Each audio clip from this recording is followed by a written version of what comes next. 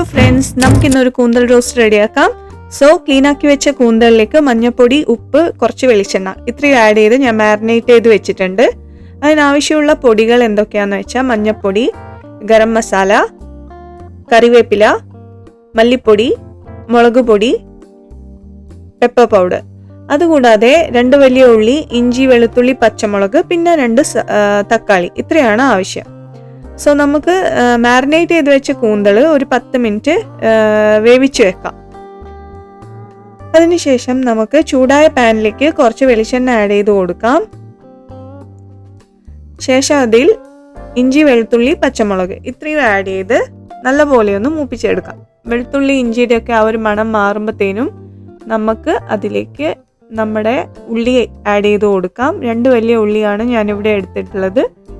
So ഉള്ളി ഒന്ന് നല്ലപോലെ വഴന്ന് വരുമ്പം കുറച്ച് കറിവേപ്പില, അതുകൂടാതെ പൊടികളായ മല്ലിപ്പൊടി, മുളക് പൊടി, പിന്നെ മഞ്ഞൾപ്പൊടി ഇത്രയും ആഡ് ചെയ്ത് അതിൻ്റെ പച്ചമണം മാറിയതിന് ശേഷം നമുക്ക് തക്കാളി 2 വലിയ തക്കാളി ഇട്ട് കൊടുത്ത് അതും കൂടെ വേവിച്ചെടുക്കാം. ഗരം മസാല, പെപ്പർ പൗഡർ ലാസ്റ്റാണ് ആഡ് ചെയ്യുന്നത്. കുറച്ച് ഉപ്പൂടെ ആഡ് ചെയ്ത് നമുക്ക് ഒന്ന് അടച്ചു വെച്ച് വേവിക്കാം.